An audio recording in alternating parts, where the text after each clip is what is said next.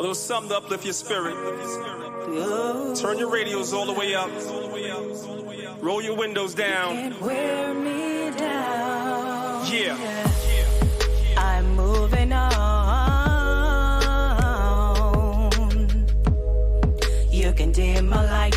You can pray for my downfall every night. Yeah. See, this truth makes me high. I'm a rocket till I die. I take my wings and fly high. You can't wear me down. This lonely road is very long. I pray Yahweh keeps me strong. Cause with him there can be no wrong. You can't wear me down. See, I could fall or drown in self-doubt, or stand on my feet and pull myself out. Yeah. If I was weak, I'd throw the towel in easily, or take a second look to see what life is teaching me. And embrace it boldly, no rush, I take it slowly. If I go off the path, then I pray he show me. I was blessed with talents, and I accept the challenge. Life's a tightrope walk, somehow I kept it balanced. And when they tried to wear me, I knew that y'all would spare me. I kept the law, I'm not sure that some of y'all could hear me. But I'm not surprised, failure is not advised. Can't walk a mile in my shoes, my man, they're not your size. Take these words and share it, go let your mother hear it. If he's down, hook a song can lift a brother's spirit. And to the precious sisters, music was made to lift us. Touch our spirit at times if it's based in scriptures. And never say that your hope is done. Your faith is built, every obstacle you overcome. Count your blessings, cause life is a precious gift. Praise to Yahweh and the greatest king that ever lived. Yahweh Shai. See, this truth makes me high. I'm a rocket till I die. I take my wings and fly high. You can't wear me down. This lonely road is very long. I pray Yahweh keeps me strong. Cause with him there can be no wrong. You can't wear me down. Ooh, yeah. Wear me down.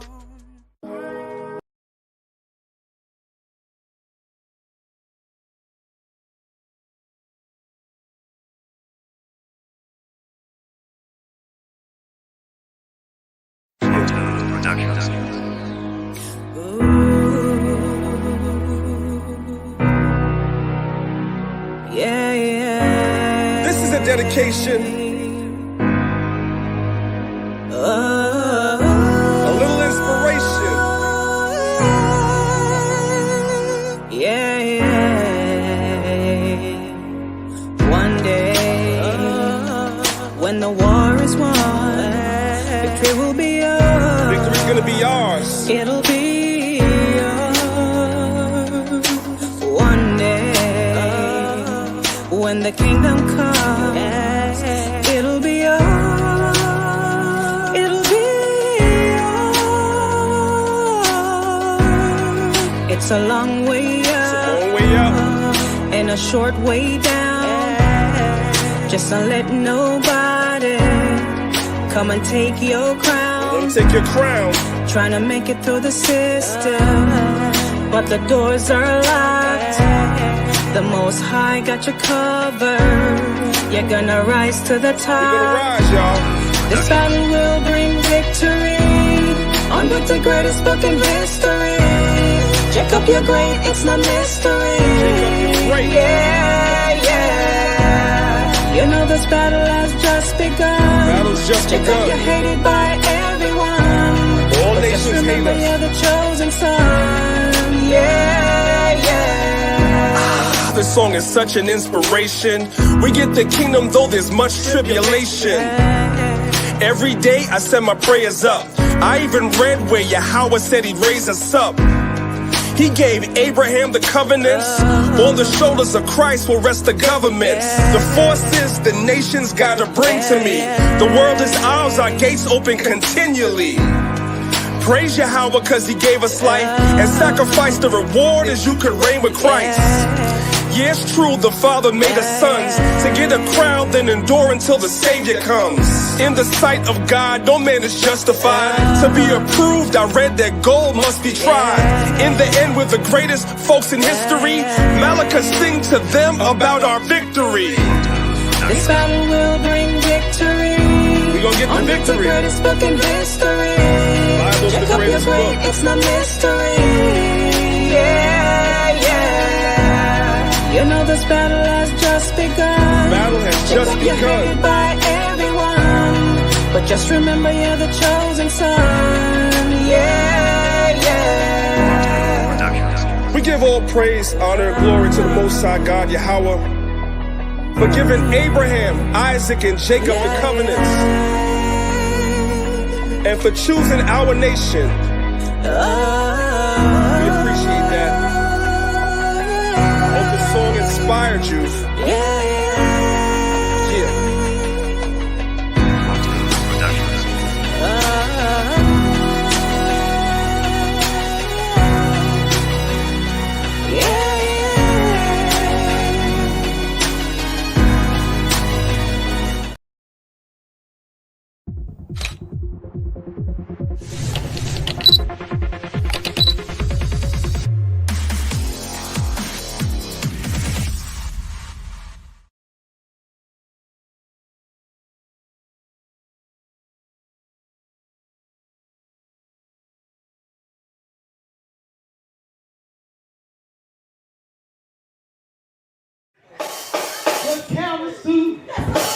God is like Campbell to God.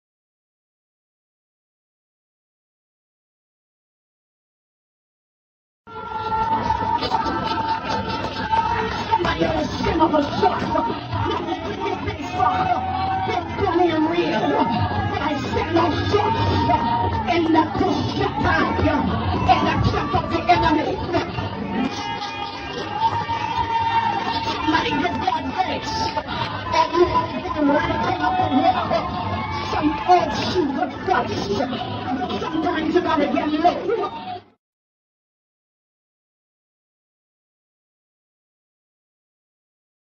Anybody? Yes, Jesus.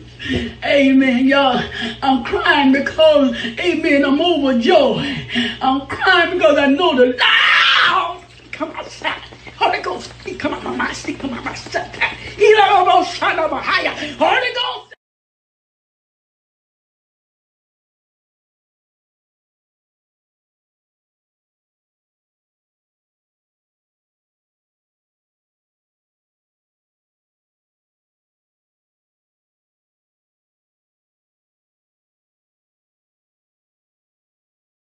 Well, all righty. Shalom, shalom. How's everybody doing? Hopefully everyone is doing well.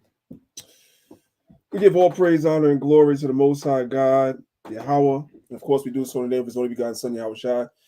Welcome to another edition of the Lines of Israel. Really quickly, guys, as you guys are coming in, make sure you guys hit the like button and share. Give me 1 second. Let me go ahead and join the room on Clubhouse. I don't see the room live, Zakaria. Is it live? Am I missing something? Okay, it is in progress. My bad. Okay. There we go. Okay, you can go ahead and go on mute, Zakaria. Zakaria, you can go ahead and go on mute. All praises to one out of one. I'm on mute. Yeah, Zakaria, go on mute. The water. Guys, make sure you guys on Clubhouse share the room, please. Share the room on Clubhouse. All right, we give all praise, honor, and glory to the Most High God, Yahweh, in the name of His only begotten Son, Yahweh Shai. Welcome to another edition of the Lines of Israel. It's your brother, Priest Daniela. All right, our usual Sabbath service. We're going to pick it right back up where we left off last week. I really wanted to do something else because something else came up on Clubhouse this week that I really wanted to address. But I'm going to wait till next week for that one. Because I actually had to go get a book. You know, I had to go get a book, you know what I'm saying, to be able to demonstrate what it is I want to show to people. It's another one of these doctrines that people try to use to stifle the awakening, but it's just not going to work. So we're going to touch on that next week. I'm going to be working on that PowerPoint all week this week.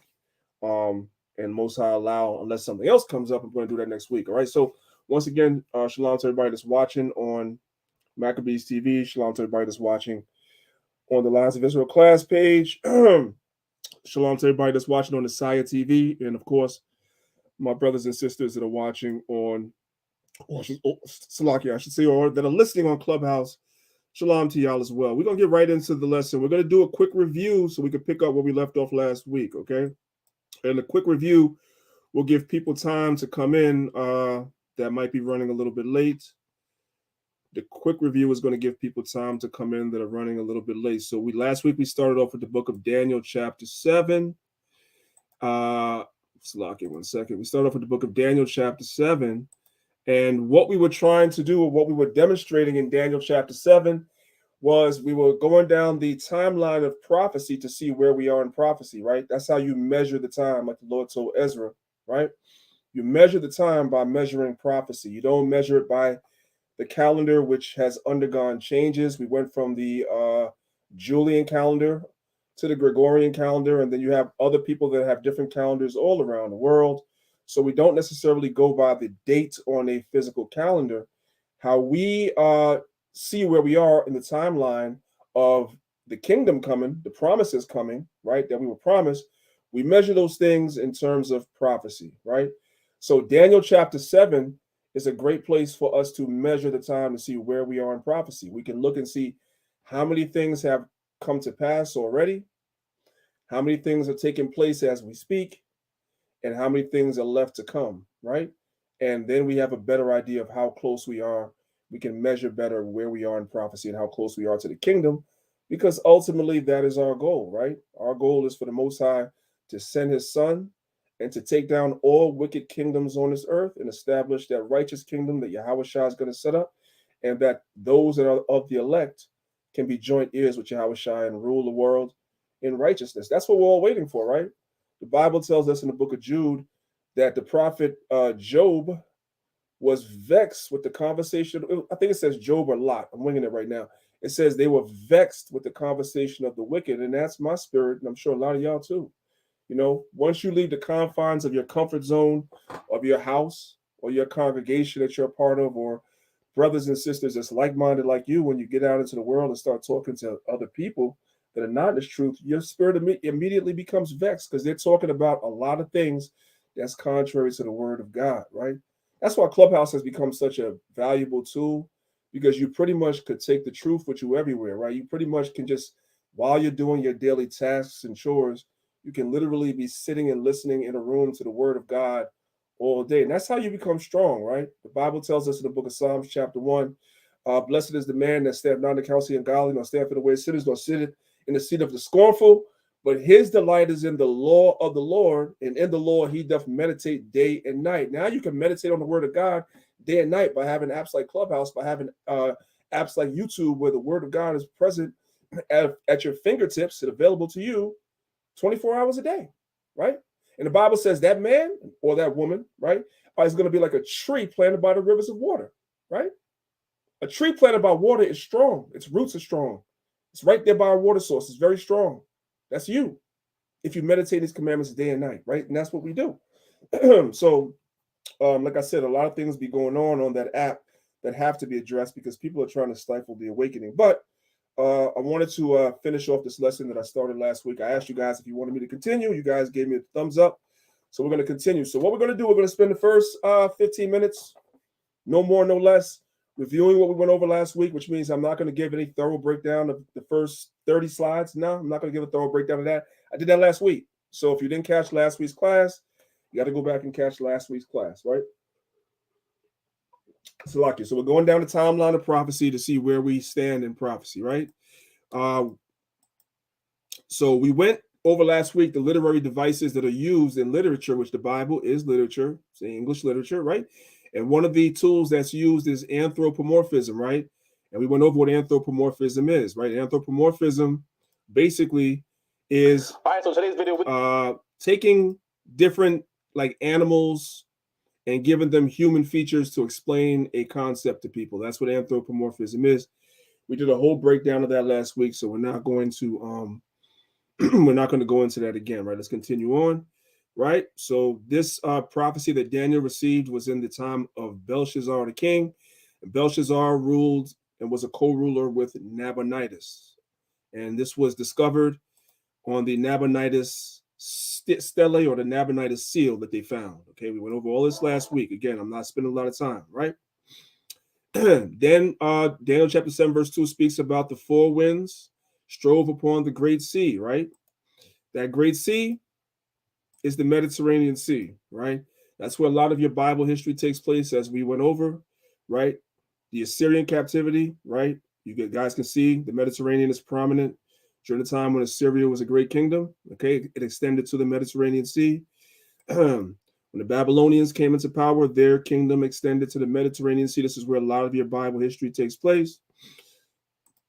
When the Achaemenid or the Persian Empire comes into power, their empire extends all the way to the Mediterranean Sea. This is where a lot of your Bible history takes place.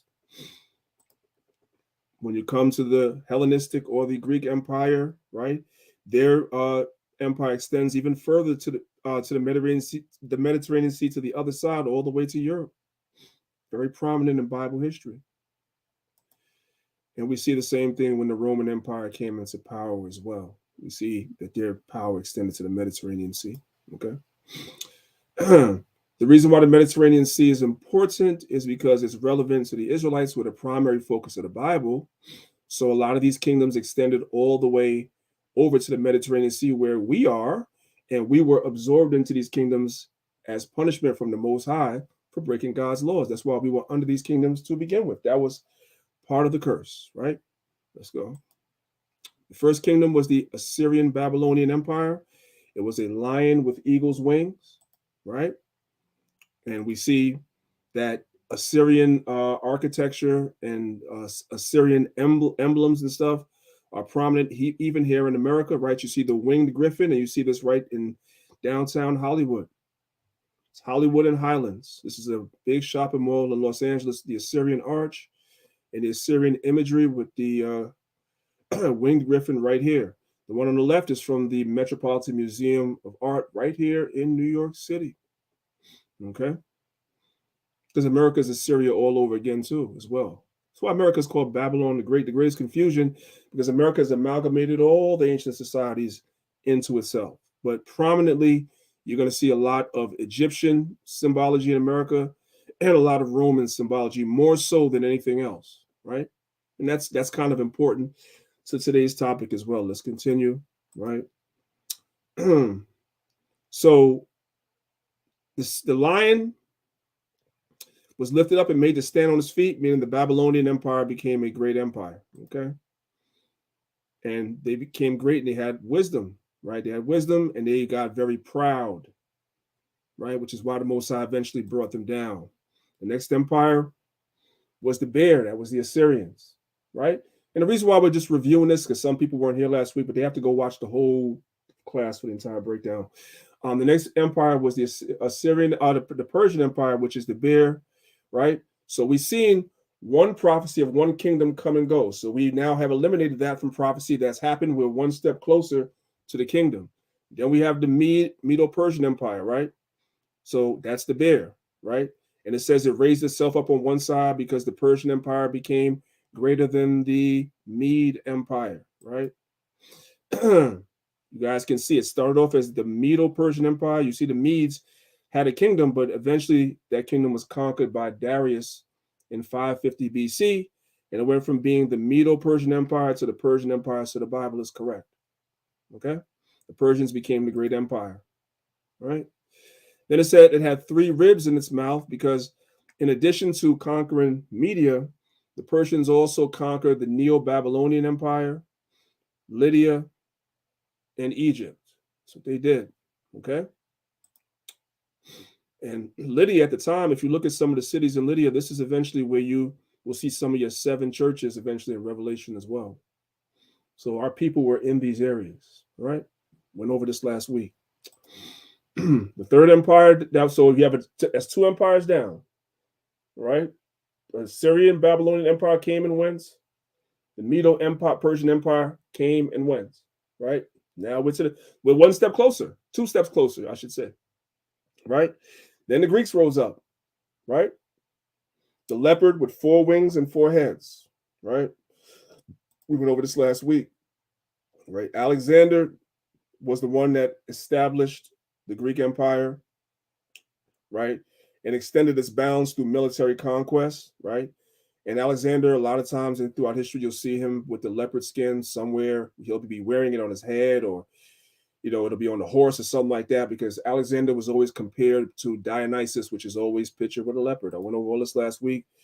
There's a Google search. You guys can see Dionysus sitting on the leopard through all the imagery, all the iconography and stuff that's not there in the Bible for nothing, right? We also went to a website where I demonstrated that Alexander's hero was Dionysus as well.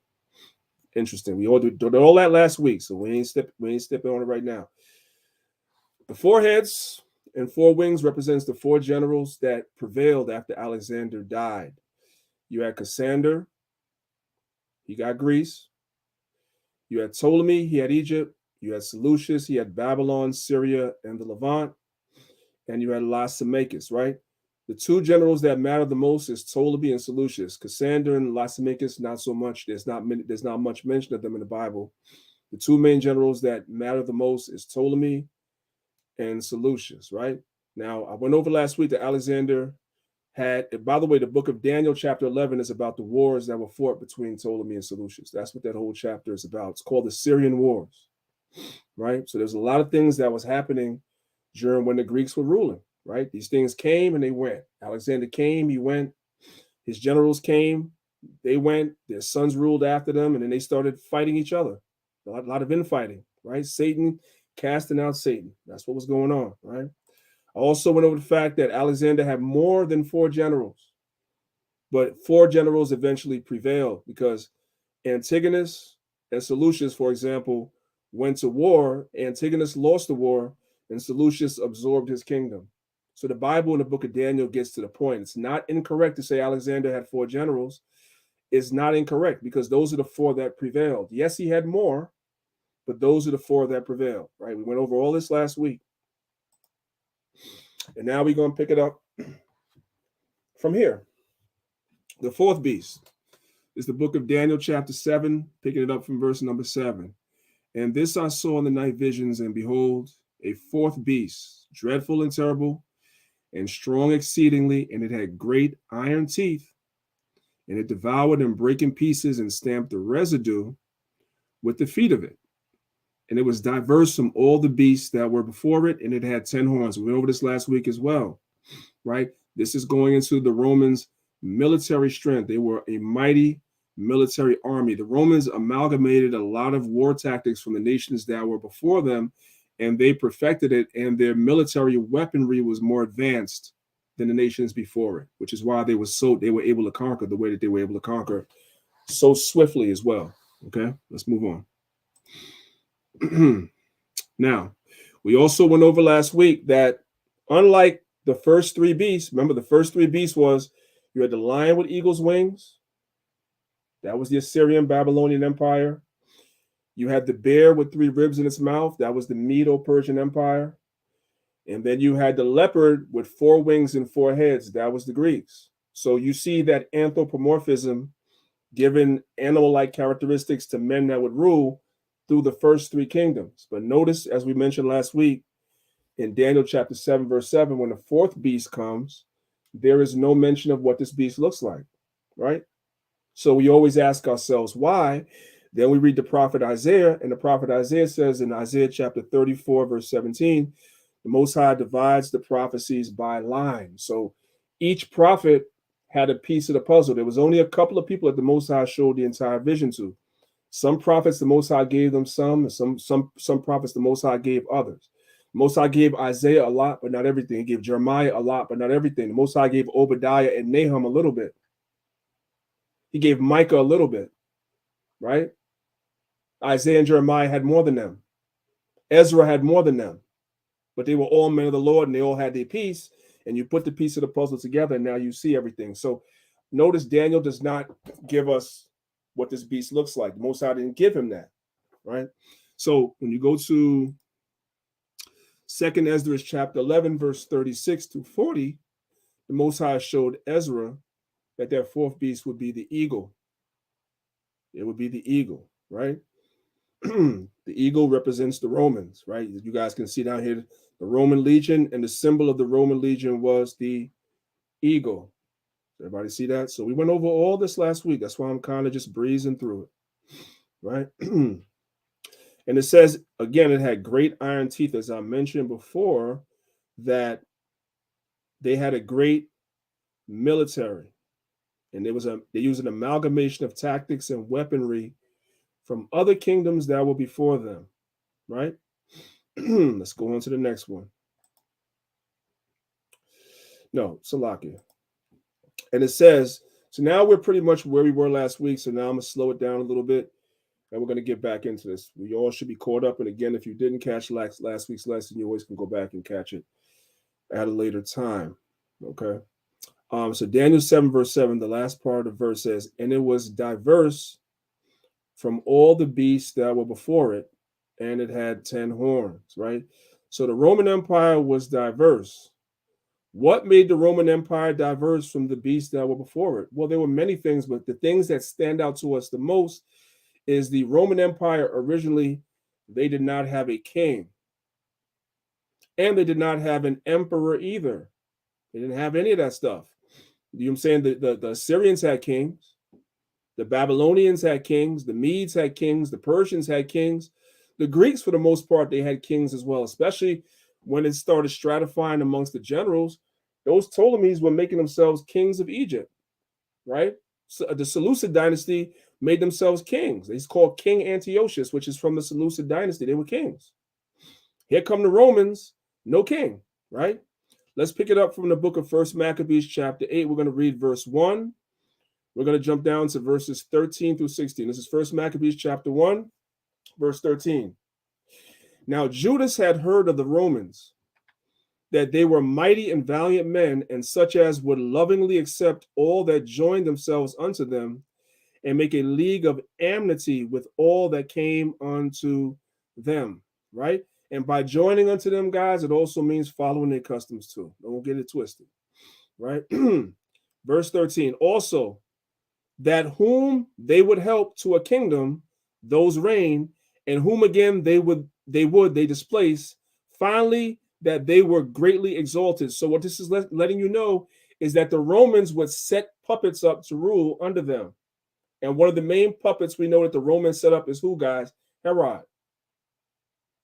Herod was made king of Judea by the Roman Senate, not by the Caesars. The Herods were put in place by the Roman Senate because they were puppets. They were vassal kings. As long as you do what we tell you to do, as long as you pay tribute to us, you can rule over your people and do whatever you want. But they had to put you there. We know the line of kings is supposed to be the line of David.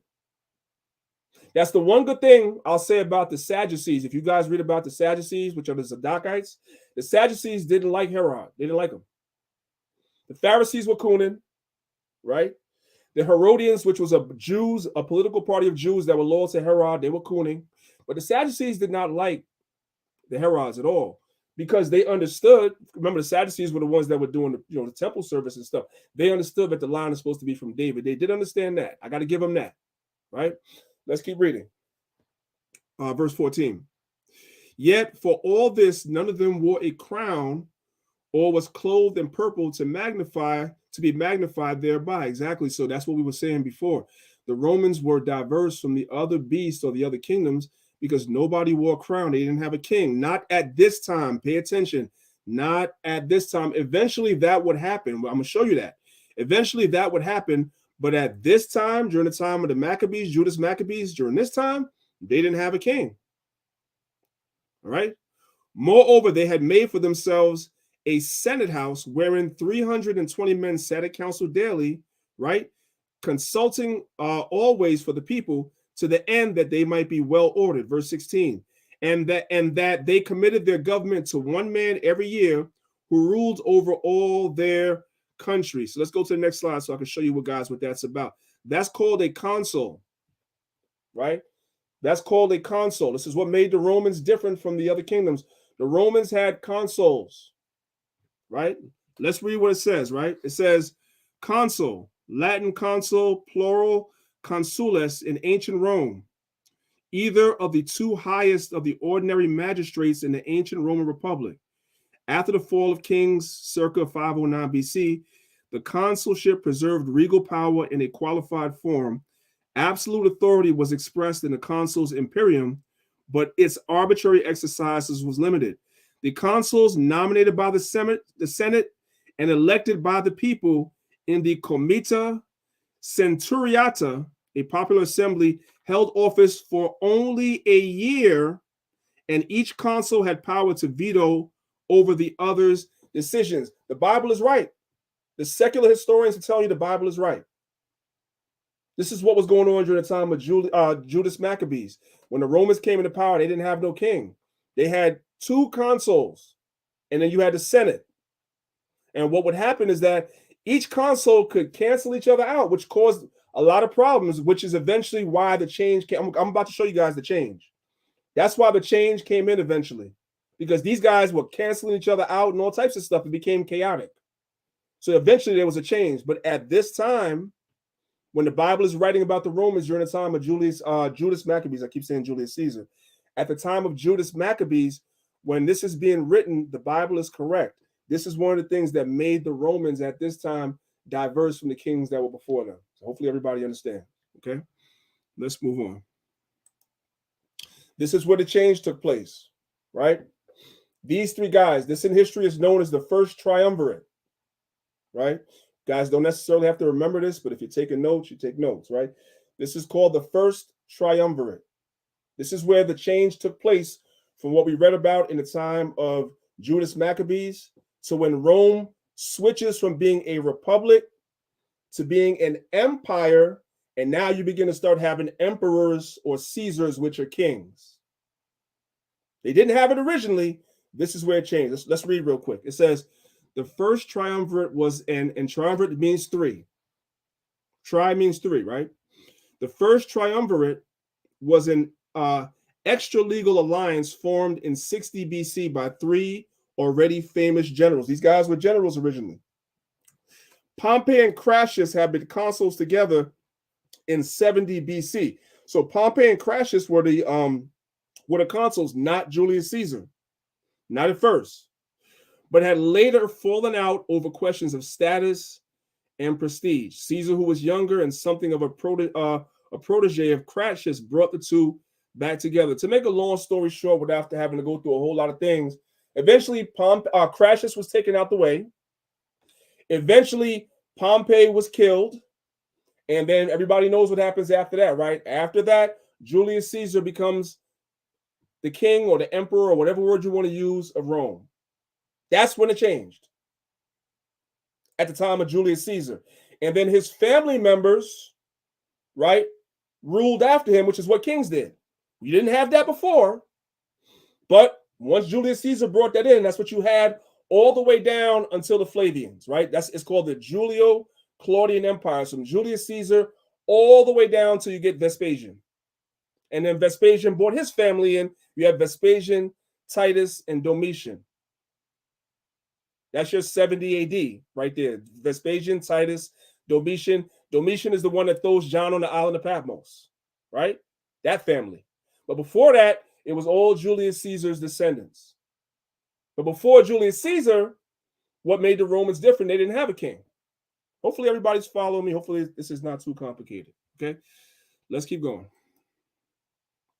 And another thing that made the Romans diverse from the other kingdoms before it is that they had a senate. So the consul's power was not absolute. So this made them, they dealt with something called democracy, which is demonic to a large degree, because of course, senators could be brought off just like now. And this is kind of where we're heading, down the prophecy highway, because America's Rome again. That's the point. Let the cat out the bag. America's Rome all over again. Like your politicians are corrupt now. Your governors are corrupt now. Your mayors are corrupt now. Your president is corrupt now and they're able to be brought off by special interests, right? They're able to do all these things. Guess what? That's what was happening in Rome. The consuls are being able to be paid off by rich people. Your senators are able to be paid off by rich people and pervert judgment. See? Because America's Rome all over again. You know what's another interesting fun fact, which we're not going to get into that today? One of the things that precipitated the Roman Empire falling was their currency started to fall. When you start following the Roman currency from the time of all the way back when they had consuls up until 193 AD, when we finally overthrew them in 193 AD, you can precipitously see the Roman currency falling. You could precipitously see it. And it had its most dramatic fall in 193. Don't worry, I'm gonna do a lesson on that. What's happening in America? What happened last week or week before last? The banks, money, right? Everybody was panicking. Same thing. The dollar doesn't go as far as it used to go. It's not worth what it used to be worth. They're talking about bringing in a whole new currency because this currency is not working. Inflation, blah, blah, blah, et cetera, et cetera. It's the same thing because America's Rome again. It's the same thing.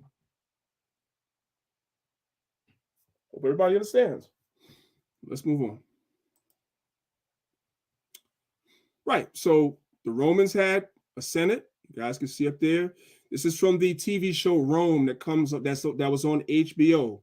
Pretty good series. If you guys haven't seen it, you should see it. If you have Hulu or if you have HBO on demand, it's a good series. You will learn a lot. You don't want to read a lot of books? You don't have to read a lot of books. They did a good job showing you just how perverse these Romans were in that show.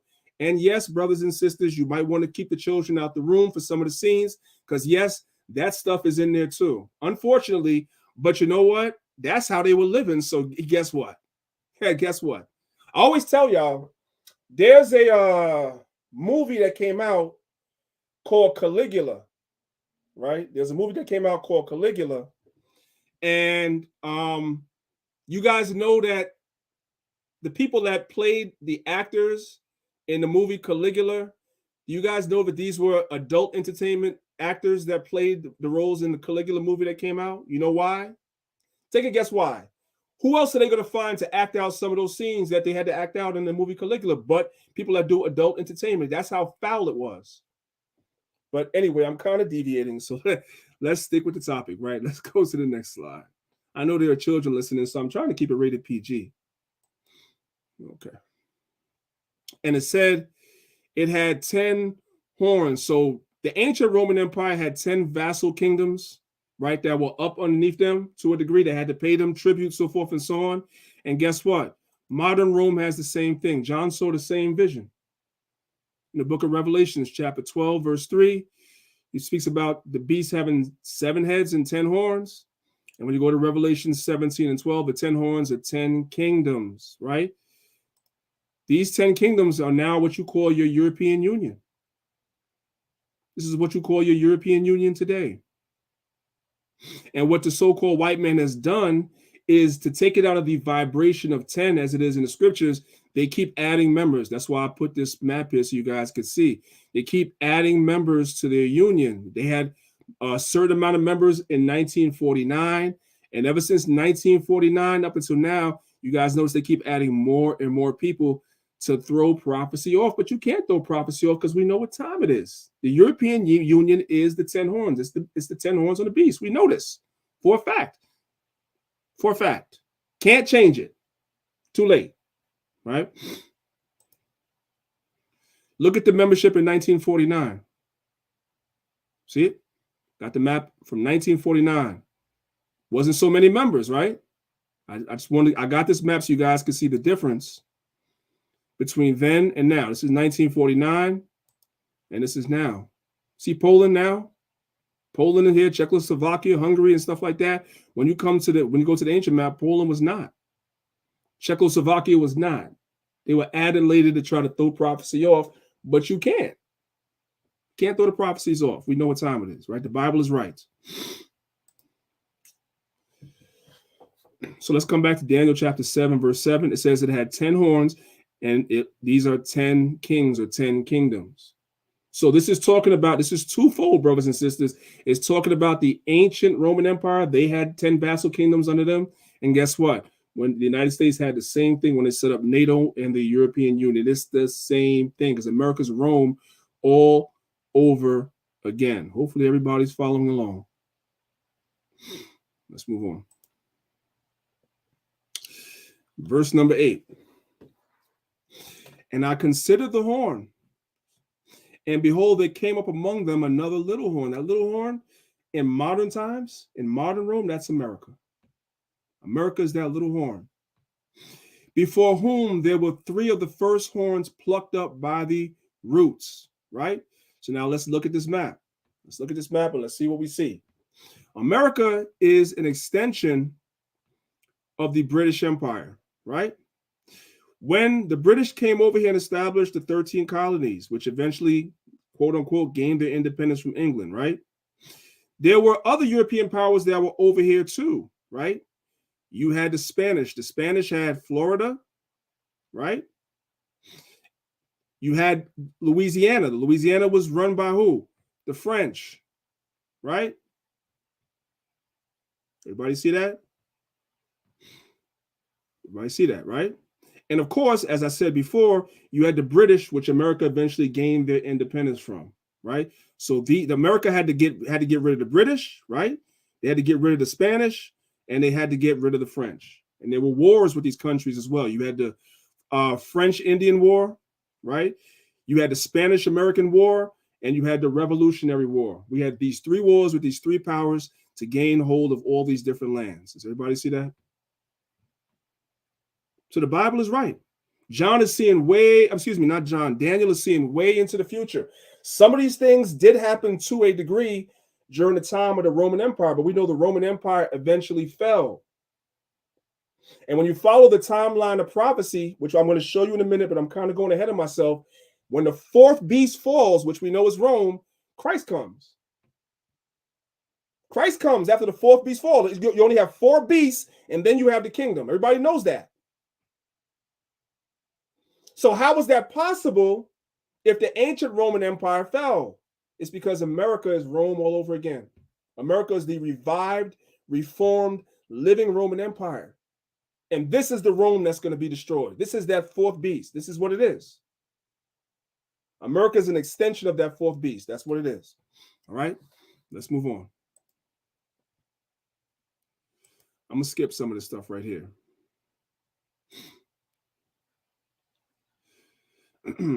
Skip a few of these, right? So again, the 3 horns, you had the Louisiana, right, with the French. And eventually you had the French and Indian War. Florida, and eventually Texas, Spain, right? You had the Spanish-American War, and you had the 13 colonies. These are the 3 horns that were plucked up by the roots, right? Now, remember, there was something that the Americans had called manifest destiny. Let's keep reading. And behold, in his horn was the eyes like the eyes of a man, and a mouth speaking great things. This is getting into their pride. Just like the ancient Babylonians had pride, and the Most High brought them down, it's the same thing with America. America speaks great things. One of the main things America spoke early on in its time was something called manifest destiny. Does everybody know what manifest destiny is? I know I skipped a lot of history classes in school. I didn't care about this stuff, but then it came back and I had to relearn it again when I came into the truth. There was something called manifest destiny. That's one of the things that America speaks and says in ancient times, and they have that mindset even today. I'm going to show you guys that. Let's go to the next slide, right? Let's watch this video real quick on manifest destiny for anybody watching that doesn't know what that is. Today on the Daily Dose, manifest destiny. During the first half of the 19th century, the United States population witnessed a near 5-fold expansion due to high birth rates and a rising tide of immigration from Europe. Combined with the economic depressions of 1819 and real quick, I just want to say something about this real quick, right? When you guys get a chance, I want you guys to study the Homesteading Act, the Homestead Acts. You guys want to study that. Because as the United States went and expanded westward, you had a rising tide, as this video says, of immigrants coming over here from Europe, right? And through the Homestead Acts, a lot of these immigrants from Europe were given land in the West, right? You also had colleges that were set up that taught these immigrants how to farm the land and all that stuff. There were whole colleges set up around that. That's where you get a lot of these quote unquote A&M universities, such as Texas A&M, this A&M, whatever. That's where you get these universities from. These are colleges that were set up that deal a lot with agriculture.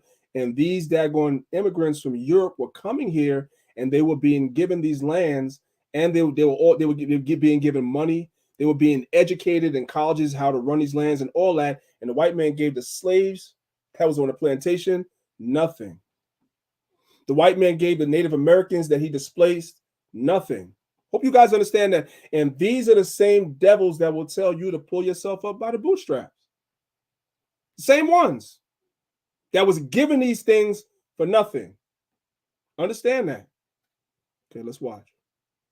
Century, the United States population witnessed a near five-fold expansion due to high birth rates and a rising tide of immigration from Europe. Combined with the economic depressions of 1819 and 1839, westward migration exploded as Americans searched for new land and opportunities. In response, President Thomas Jefferson negotiated the Louisiana Purchase from France in 1803, which doubled the size of the United States, followed by the acquisition of Florida from Spain in 1819. By the time Texas gained statehood in December of 1845, the notion that the U.S. would inevitably expand to the Pacific Ocean had become so widely accepted in the minds of most Americans, setting in motion a flood of migration and political will into what would become the American West.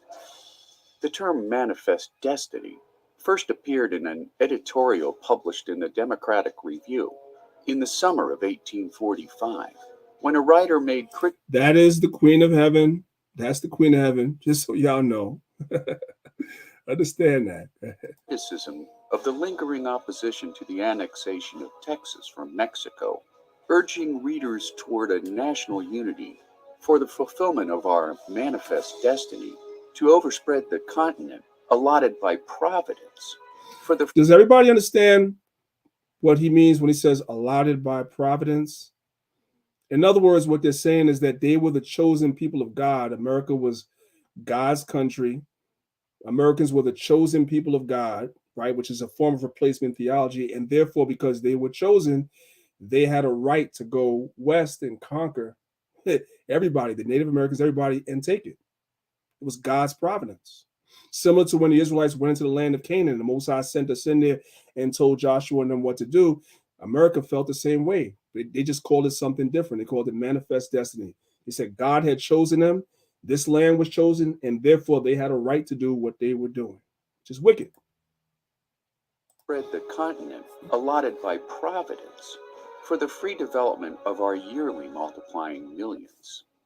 That same summer, an article by John O'Sullivan in the New York Morning News referenced manifest destiny in light of the Oregon Territory, which was another vast swatch of land which American politicians and laymen alike were eager to assert control over. By the time the Oregon Territory joined the U.S. following a treaty with Great Britain, America was now embroiled in the Mexican-American War of 1846 to 1848, which was driven by the spirit of manifest destiny as pioneers freely encroached upon Mexican land. Right, because they said God gave them the right to do it. And how was this propaganda circulated? Through the media. It was through the media, through their newspapers at the time mainly. It was through the media that was propagating this stuff. And a lot of people brought into it, right? Same thing today. The media drives the mindset of the people. The media corrupts the mind of the people. It's the same spirit. When war ended with the signing of the Treaty of Guadalupe Hidalgo, 525,000 square miles were added to the United States land holdings, including what is now California, Arizona, Colorado, New Mexico, Nevada, Utah, and Wyoming. While the conquering spirit of manifest destiny witnessed a near stunning territorial expansion Over the first half of the 19th century, the unrelenting westward spread of Americans not only led to war with Mexico, but also witnessed the wanton mistreatment and dislocation of Hispanics, Native Americans, and other non-Europeans living in the path of westward settlers, at the same time fueling a contentious two-sided debate over which new territories and states would embrace the brutal institution of slavery, eventually leading a divided nation headlong into civil war. So that's a part of them speaking great things. Manifest Destiny is a great example of them speaking great things and speaking those things into existence, all the while destroying God's people, of course, the Native Americans, the so-called Hispanics, destroying God's people. But again, it was punishment for us for breaking God's laws. So they felt like because we broke God's laws, they had a right to do the things that they were doing. They furthered the affliction, right? They put a lot of the Native Americans and Hispanics into slavery as well. There was a whole slave trade over here. There was a whole slave trade over here. Did the same thing, right? And they felt that it was right and exact, which is wicked, which is why they're going to be judged. Let's move on. Going into space, right? You want to go into space.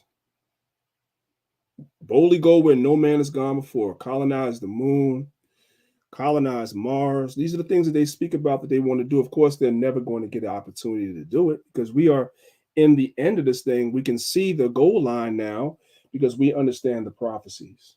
We can see where we are on the timeline of prophecy, right?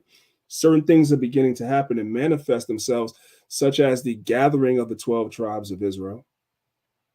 All the while, the moral decay of this country, right?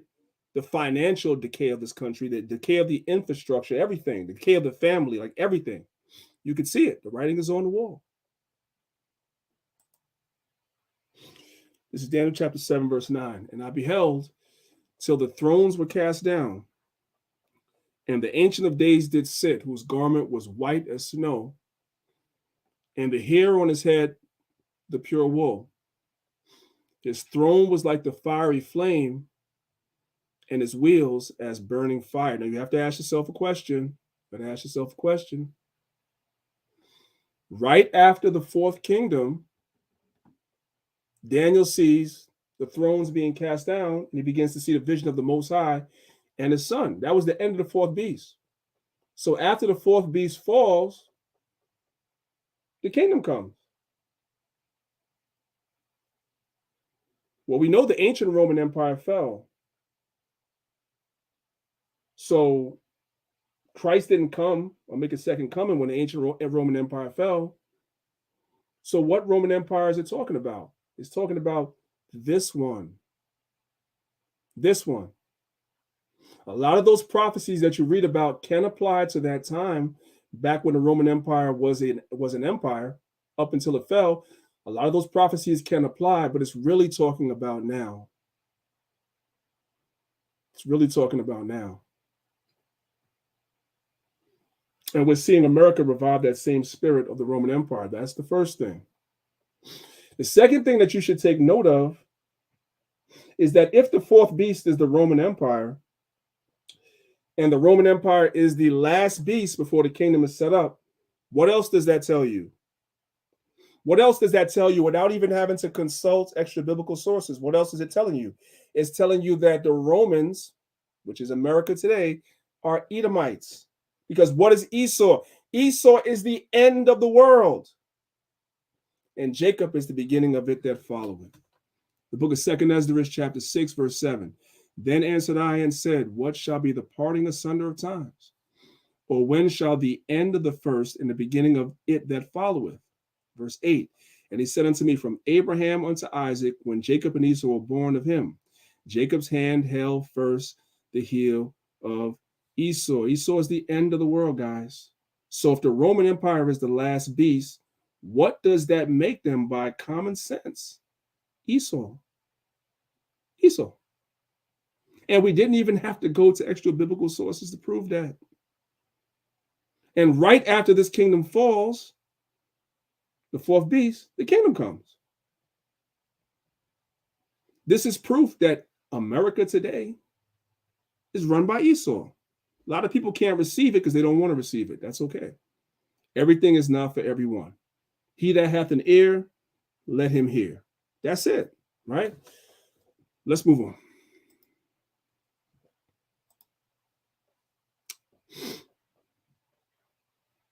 Real quick, I'm going to jump out of this just for a second. And I have another PowerPoint open I kind of want to show you guys as well, real quick. Let me just come over here. I'm going to pick it up. This is my PowerPoint on Daniel chapter 2. I kind of just want to show you guys a couple of things in relation to what I was saying before. Let's pick it up from this slide right here. So we're making the parallel that America is Rome all over again. America is just an extension of that fourth beast, right? So we learned before earlier that the Romans had a Senate, and America revived that policy of having a Senate today, right? You guys can see that on the screen. Let's go to the next slide. One of the main Roman gods that they worshipped in Rome in the Pantheon was the god Jupiter. Did you guys know that they have a statue of George Washington as Jupiter enthroned? It's right there on your screen. Did you guys know that? The first president of the United States, they made a statue of him in the form of Jupiter. Why? Because America's Rome all over again. All over again.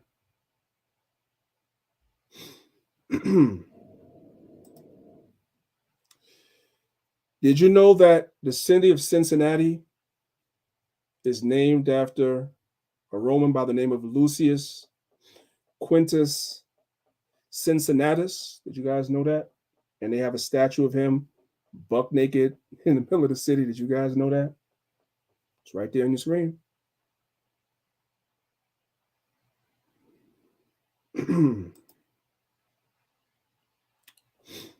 Are you guys familiar with the Roman fasci?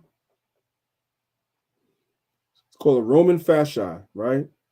Right here, you can see this is a statue of a Roman Caesar, and he's holding what is called the fasci. You guys see it right there? See the way it's tied? In Washington, D.C., they have your first president, George Washington. And what is he standing next to? A Roman fasci. You guys see it? See it? Hidden in plain sight.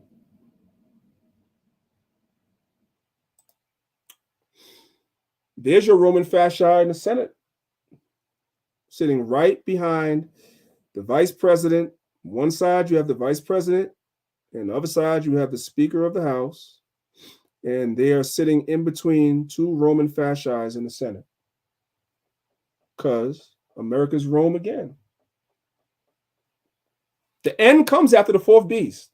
So we know the ancient Roman Empire, the end didn't come then. Why not? Because this is the end right here. This is it. America revived that spirit of the Roman Empire, and this is the Roman Empire. This is the Babylon that the Most High is going to destroy. This one right here.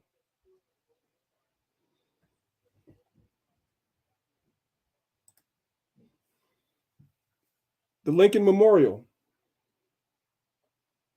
So again, you guys can see this is from the TV show Rome, right? This guy right here played Julius Caesar.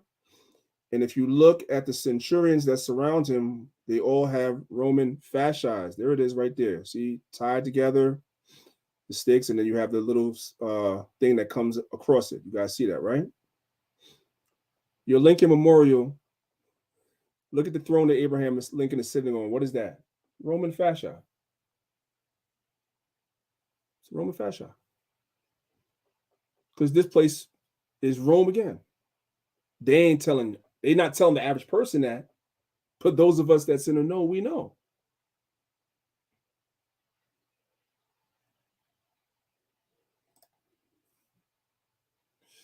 The Roman legion, their symbol was the eagle. You guys see it? These are two Roman centurions, and they're holding up the standard. And you guys can see that that's the eagle, right? The U.S. Department of Defense, This is their emblem. It's the eagle. And what's going across the eagle, brothers and sisters? We just went over it like 4 slides straight. What is going across the eagle, brothers and sisters? It's the Roman fascia. I see it.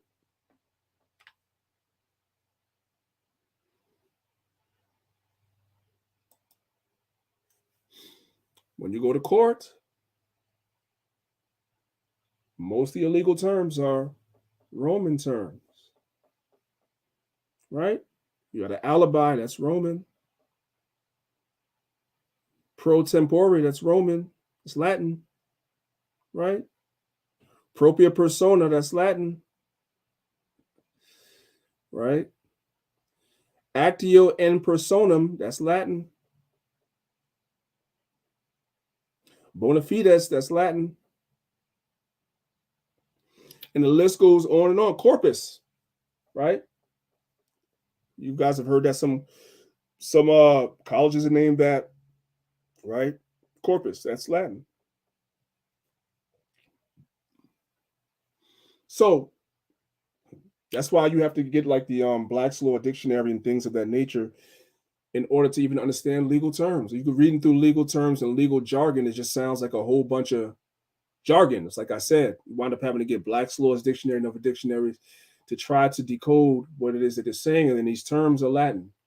Why? Why in the American legal system are they using Latin terms? Because you understand, we all know why. What's understood don't need to be said. We're in Rome again.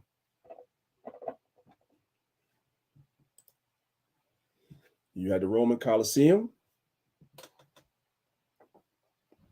and you have the modern day Colosseums, which are now called your stadiums, where your gladiators play, where your athletes play, and entertain the masses and keep you distracted from what's going on in the real world, right? Everybody's focused right now on what's going on in the NBA. Everybody wants to know, can LeBron come back healthy? Will he go for another championship, or is it too late?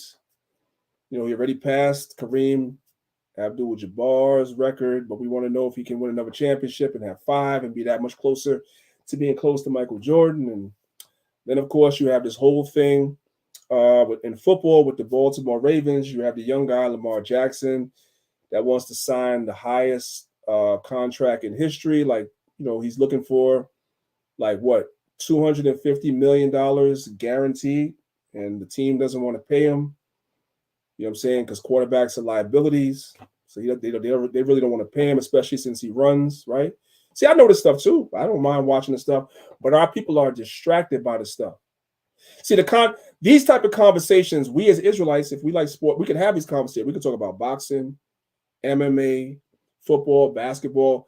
We can have these conversations with people, but can they have the biblical conversation with us? No, they don't care about it. They don't care about it. See, we can look at these things and be entertained by them, but not distracted. But the Romans set these things up to distract people. That was the point.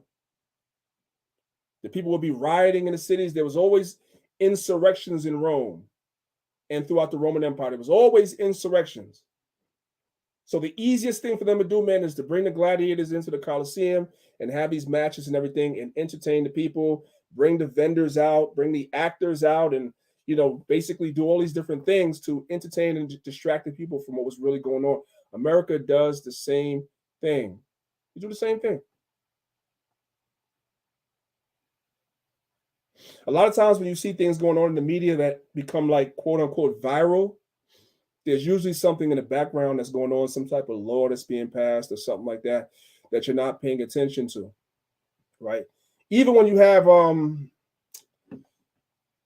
these what phrase do I want to use? Even when you have these major news stories that happen, let's use something that we all know. Let's go back to 9/11, right?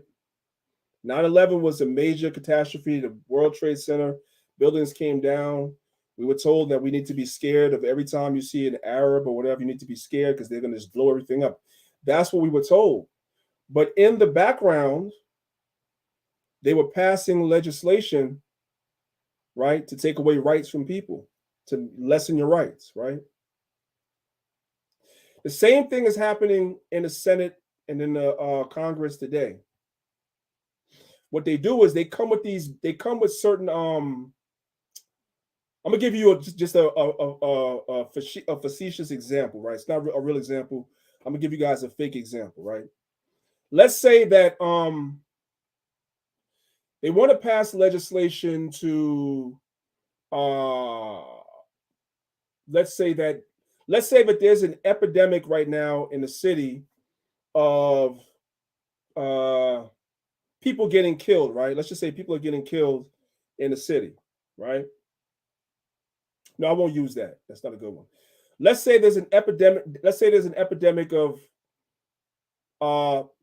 women getting raped in the city. Let's use that as an example. Women getting raped in the city, right? Now we all know that that's bad.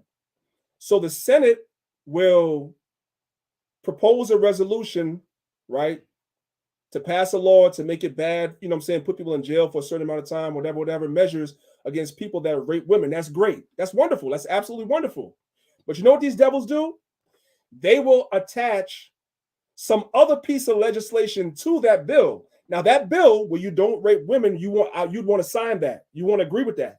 But they got another piece of legislation attached to it that goes with it that you don't agree with, right? That might take a funding out of your schools, right? Might take after-school programs out of your schools, right? Take finances out of your community, right? It might be something where you don't have a right as a person to carry a gun or have a gun in your home. They want to ban certain types of weapons where you can't have guns. They want to ban the Second Amendment. Really, that's what Joe Biden is pushing for. They want to ban that. So they'll attach that to the legislation that you think is good. And now you don't want to sign the legislation, not because you don't want to protect women, but you don't want to sign it because now those same women can't protect themselves because they can't have a gun in the house. That's what these devils do. Everything is a distraction in the game with them. That's what they do. All right. Let's go back. Well, let's do this. This is the book of Job, chapter 11, verse 6. It says, and that he would show the secrets of wisdom, that they are double to that which is. So again, there's a lot of double prophecies or dual prophecies throughout the Bible, right? So when you read about that fourth beast was indeed the Roman Empire of antiquity, but America is the revived Roman Empire, and a lot of those prophecies concerning the end is going to come through this Rome, which is America.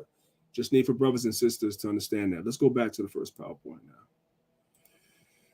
and pick it up where we left off. This is the book of Daniel, chapter 7, verse 10. And a fiery stream issued and came forth from him, talking about the Ancient of Days. Thousands ministered unto him, and 10,000 times 10,000 stood before him. The judgment was set, and the books were open, right? The books have been opened. That's twofold, right? The books being open, meaning the Most High has opened up the understanding of the Bible for us today, right?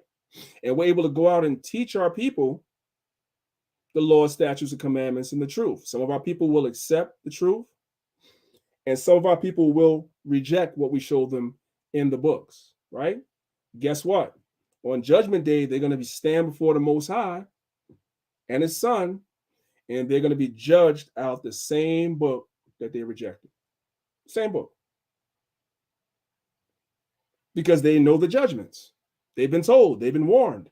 That's why the Most High sends the prophets and the teachers to warn the people. Shall a trumpet be blown in the city and the people are not afraid?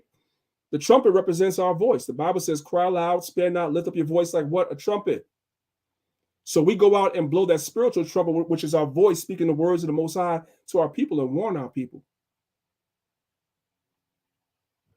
And those that reject it are going to be judged at the same book that they reject. This is the book of Revelation, chapter 20, verses 11.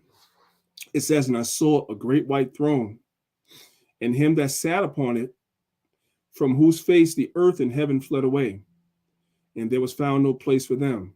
Verse 12. And I saw the dead, small and great, stand before God, and the books were open. That's the same thing John saw,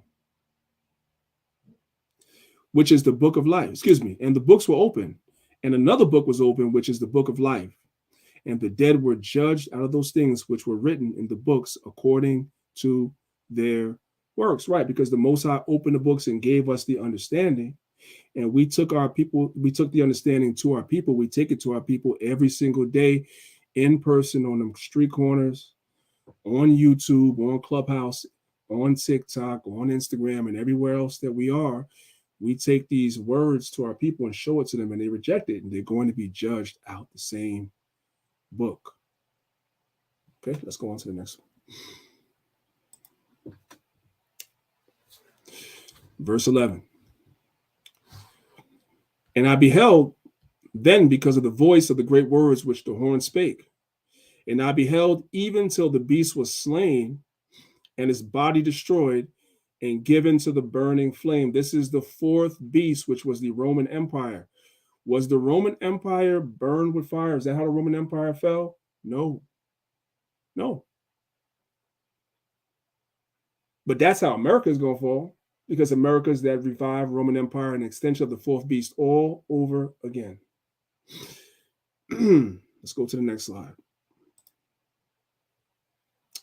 This is the book of Isaiah, chapter 54, verse 16. Behold, I have created the smith that bloweth the coals in the fire, and that bringeth forth an instrument for his work. And I have created the waster to destroy. That's talking about these nuclear missiles that's going to fall right here on America and burn this place up. A smith is someone that would create like weaponry. They would create shields. They would create armor. They would create all these things. They would craft these things to protect you during war, if you wore an armor, or a shield to protect you, or a sword for you to fight with, or a dagger. That's who makes that. The modern day smiths are the people that create these weapons, right? And these weapons are going to be used on America and burn this damn place up, right? And also Christ is coming with fire as well. That's also going to burn this place up as well. It's the book of Isaiah 66, verses 15 and 16. For behold, the Lord will come with fire and with his chariots like a whirlwind, to render his anger with fury and his rebuke with flames of fire. That did not happen to the Roman Empire, the Roman Empire of antiquity. But that fourth beast is supposed to be given to the burning flame. So when is that going to happen? That's talking about now. Verse 16, for by fire and by his sword will the Lord plead with all flesh, and the slain of the Lord shall be many. Christians don't like reading this, boy. They don't read this at all. The slain of the Lord is going to be many. I thought God was all love. It doesn't sound like it here. The Most High is sending his son, and his son is going to slay a lot of people, right? When John saw the vision in Revelations, I believe it's chapter 19, he said that Christ had a vesture dipped in blood, right? He looked like he had a vesture that was taken and dipped in a vat full of blood. That's how much killing he's going to be doing. People don't talk about that part. He's not coming down to sit down and have no interviews with nobody. And, they show you in some of these movies, like when the so-called aliens come down, the president's trying to have a meeting with the leader. And no, ain't none of that happening. When Christ come back, fury, anger, and slaying. That's what it's going to be. It's going to be bloody. Right? Let's go to the next one. Verse 12. And as concerning the rest of the beasts, they had their dominion taken away, yet their lives was prolonged for a season, right? Because the other nations are going to serve us. We're going to need servants. We're going to need people to build our walls up, right? They're going to bring us their riches. We see all of this in the book of Isaiah chapter 60. We don't have to read all this stuff. They're going to be prolonged to serve us. And eventually we're going to allow these nations to serve the Most High. We're going to teach these nations to serve the Most High. We're going to force these nations to serve the Most High, and they're going to serve us, right? But Esau is not granted any mercy. Esau is going to be wiped out, right?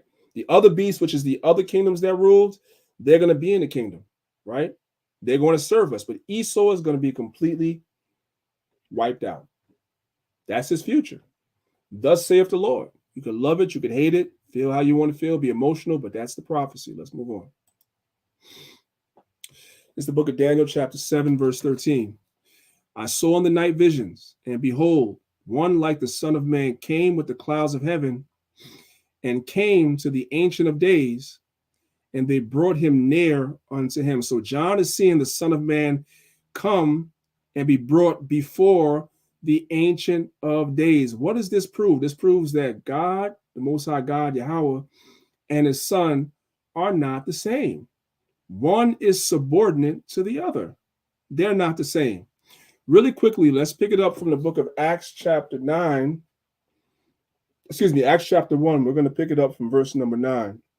It says, and when he had spoken these things, while they beheld, he was taken up, and a cloud received him out of their sight. So this is Christ being taken up where? In a cloud. That's the reason why in Daniel chapter 7, when Christ comes before the Most High, Christ comes in a cloud. And at this point, Christ is about to be glorified or magnified because he has accomplished the mission. That's the point. So he's about to be glorified, and dominion is about to be given to him. This is what Daniel is seeing, right? Let's go to the next slide. Verse 14. And there was given him dominion and glory and a kingdom, that all people, nations, and languages should serve him. His dominion is an everlasting dominion which shall not pass away, and his kingdom that which shall not be destroyed. Again, this is happening when? After the fourth beast, which the fourth beast is the Roman Empire. This did not happen after that ancient Roman Empire fell. So what Rome is it talking about? This one. This one. The one that keeps all the same customs of the ancient Romans and worse. This one.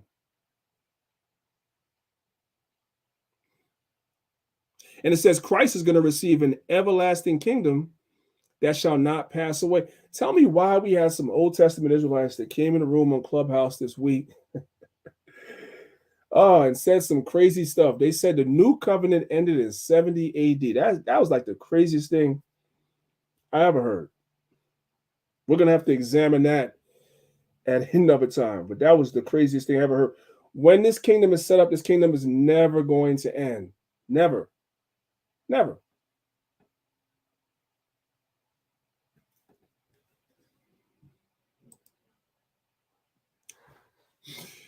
Verse 15. I, Daniel, was grieved in my spirit in the midst of my body, and the visions of my head troubled me. I came near unto one of them that stood by and asked him the truth of all this. So he told me and made me know the interpretation of things. These great beasts, which are four kings which shall arise out of the earth. That's what we were talking about last week. That's your anthropomorphism. That's what it is. It gave Daniel the vision in terms of beasts, right? He did not understand what he was seeing. So he got further clarification that these beasts just represent men. That's all it means. And it's important. I'm going to say this again because I said it last week. It's important to know that because that understanding translates all the way back to Genesis chapter 3 when you guys read about the serpent and Eve. It was not a literal serpent. It was not. It was a man that had serpent-like characteristics, very subtle. Can speak in such a way that one can be deceived, which is why Eve was deceived. It was a man. Likewise, these kingdoms that come up, they had certain characteristics of a beast. When you look at the eagle, for example, what do eagles do? Eagles tend to prey on animals that are weaker than they are, right? They fly very high and they're looking down, and they prey on animals that are weaker than they are. And that might be animals that are smaller than them, or even if the animal is not smaller than them, animals that are wounded and can't really defend themselves. America's just like that. America's just like that. If you look at the way the American military is set up, as advanced as it is, America is not good at ground fighting. Their soldiers are not good at ground fighting. A lot of wars America fights, they send in the planes, fight from the sky. or send in the drones, right? Or they bring the ships in, because it's Navy and it's Air Force really is where the power's at. They don't like to do ground fighting. They don't. If they do send the soldiers in, it's after they sent the planes in first. If you look at a lot of military campaigns, a lot of times before the soldiers go in, the Air Force goes in first and bombs and takes out their Air Force, whatever country. Like when you look at the conflict with Iraq years ago, right? Before America ever sent any soldiers on the ground, the Air Force went in first and bombed the military, right? Destroyed their destroyed their Air Force, destroyed all their planes, right? Destroyed their missile silos. They did all of that and weakened them. Then once they were weak and they couldn't defend themselves, then the military went in on the ground. It is smart. Don't get it twisted. It's smart. If you have that type of technology, you're able to do that. That is smart. But that's anthropomorphism. That's what an eagle does. An eagle preys on animals that's smaller than they are, or animals that are wounded and weaker than they are. And that's why the Most High called America eagle. It has the same characteristics. Same thing. Hope everybody understands that.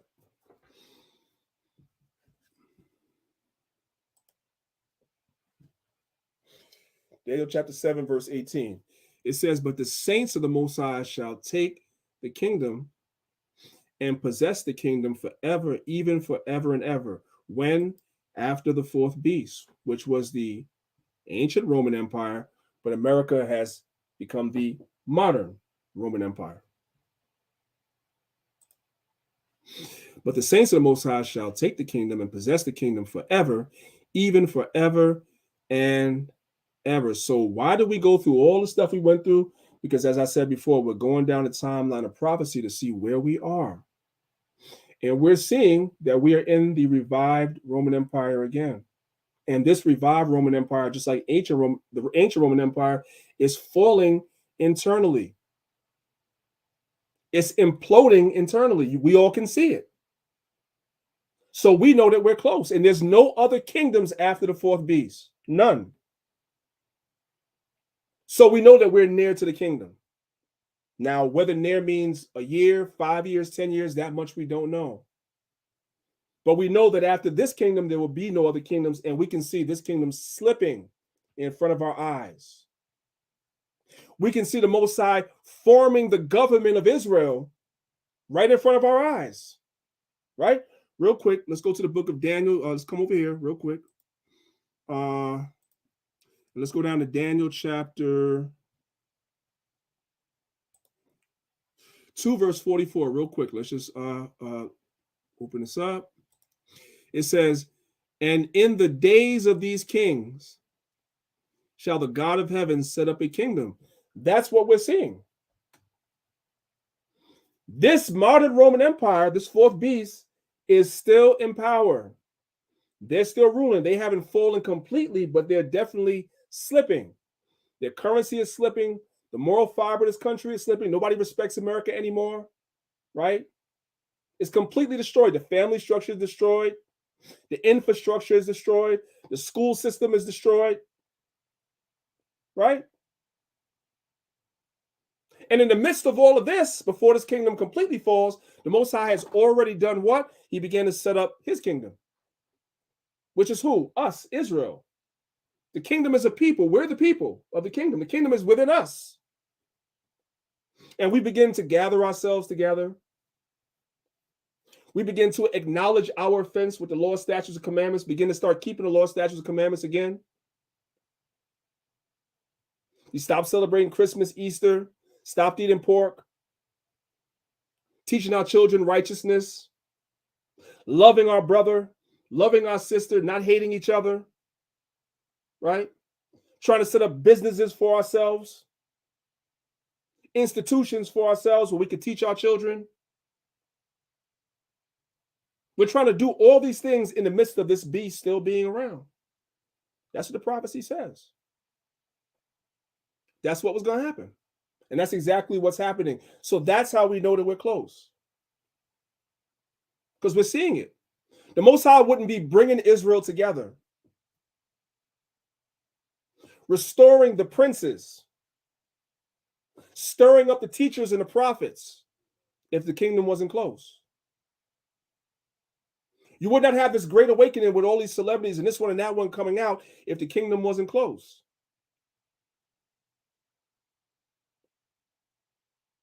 The book of Revelation say the Most High says the 144,000 have to be sealed. That's your government in the kingdom.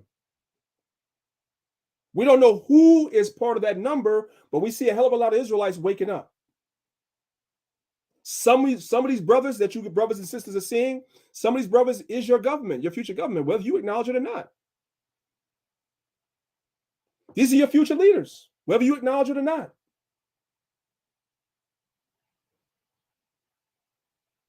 And this is all happening while this kingdom is still standing. This is how we know we're close. Most High is bringing the nation of Israel together. Those bones are coming together, which is what Ezekiel saw in Ezekiel 37. In the book of Revelation, chapter 11, the Bible says when they sit upon their feet, great fear fell upon all those that saw. We see that. That's why the Southern Poverty Law Center puts us on their list. That's why the ADL is putting brothers on their list. That's where they're trying to demonize this entire movement and say that we're all terrorists and we're this and we're that because they're scared. The so-called Jews are scared.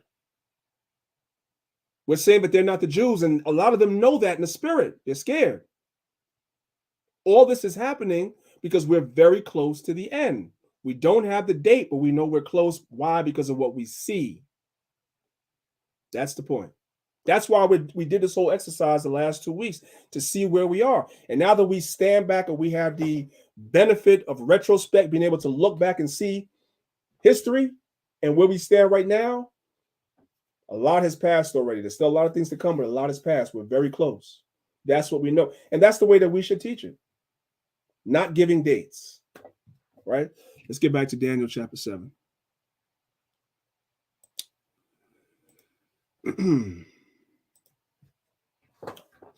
Verse 18 again. But it says, but the saints of the Most High shall take the kingdom and possess the kingdom forever, even forever and ever. Meaning that when the Israelites are ruling, there'll be no other kingdoms after the Israelites are ruling under Christ.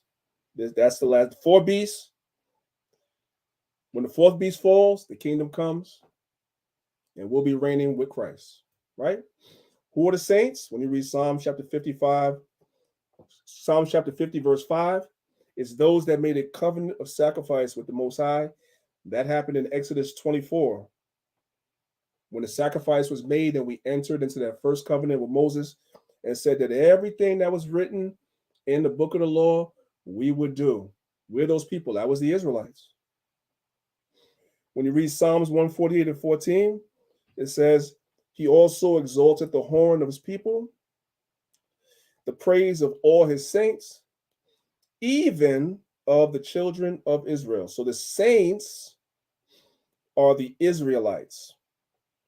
So Daniel 7 and 18 is really saying, but the Israelites of the Most High shall take the kingdom and possess the kingdom forever, even forever and ever, right? So we're looking forward to this 4th beast completely being destroyed. That's what we pray for, right?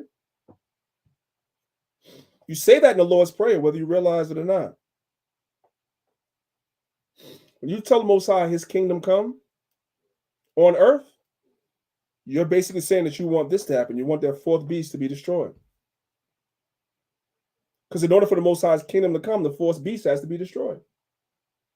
That's what you're saying in the Lord's Prayer, whether you realize it or not. That's what we pray for. Let's move on. And this is just more examples of America being that 4th beast, right? They have the same look as their foreparents Rome. You see the eagle right here, right?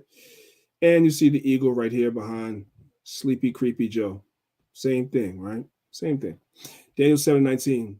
Then I would know the truth of the 4th beast, which was diverse from all the others, exceeding dreadful, whose teeth were of iron and nails of brass, which devoured and brake in pieces and stamped the residue with his feet. And of the 10 horns that were in his head, and of the others which came up, before whom 3 fell, even of that horn that had eyes and a mouth that spake very great things, whose look was more stout than his fellows, I beheld, and the same horn made war with the saints and prevailed against them. Yeah, America made war with our forefathers, right? Did you guys know, right, that there was something, these pictures that I have right here is the buffalo extermination, right? Esau was so wicked when he was fighting against Gad that they were killing the buffaloes because the Native Americans used the buffaloes for a lot of different uses, right? And so that what they did was they killed the buffaloes off in hopes of destroying the Native American. They made war with the Saints, right? You had something called the American Indian Wars, right? Lots of wars, hundreds of wars. You had the Trail of Tears. You had all these different things, which is prophecy. Genesis 49:19 says, Gad, a troop, shall overcome him, right? And that troop is the American cavalry, the American army. But he shall overcome at the last, right? They made war with us, but ultimately the Most High is going to make, through his son, is going to make war with them, and we're going to prevail through Christ.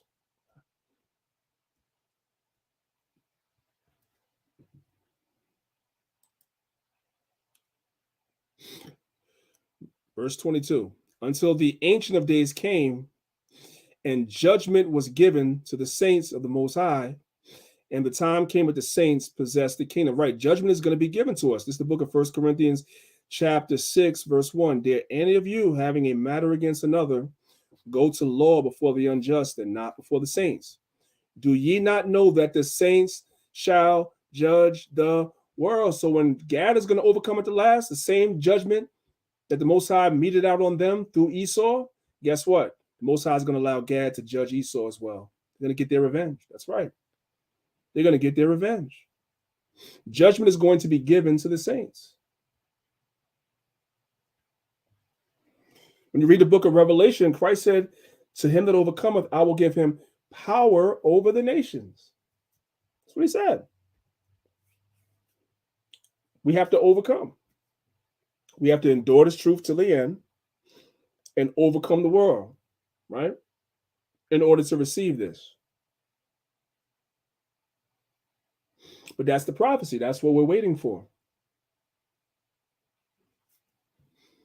Let's move on.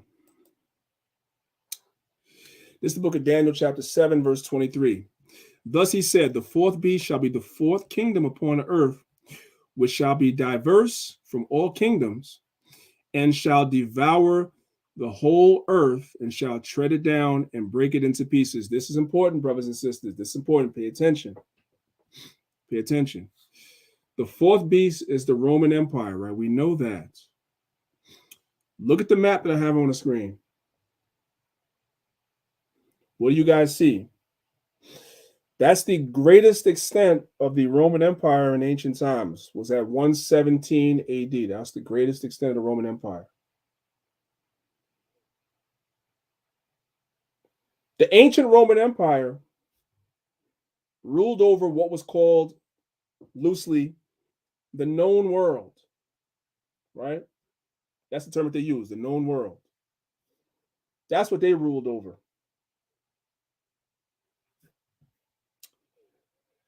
The modern Roman Empire literally controls the world. What you guys are looking at on your screen is a map of all the military bases the United States has. Just look across the globe. Just look. We got bases everywhere except Russia and China, places like that, right? We got bases everywhere. We're not just confined to this Mediterranean region, North African region, Levantine region that the ancient Roman Empire was. This is the greatest extent of their empire here. But the Bible says the fourth beast would control and devour the whole earth. America fits that a lot better. Just look. Because America is the Roman Empire all over again. In ancient times, when these prophecies were given, the way people understood it, they thought the end was coming then. Remember in the book of Acts, the disciples asked Christ, "Wilt thou now at this time restore the kingdom to Israel?" But it wasn't time then. Because the Roman Empire would fall, Israel would fall in 70 AD. Eventually, that Roman Empire that we were under would fall in whenever it fell, like say 400 and something AD, 423, whatever it is, when that fell. But the Roman Empire would be revived through America. And America would devour the whole world. That's what they've done through their military and finances and everything else. And this is the Rome. This is the fourth beast, or the extension of the fourth beast that's going to be destroyed.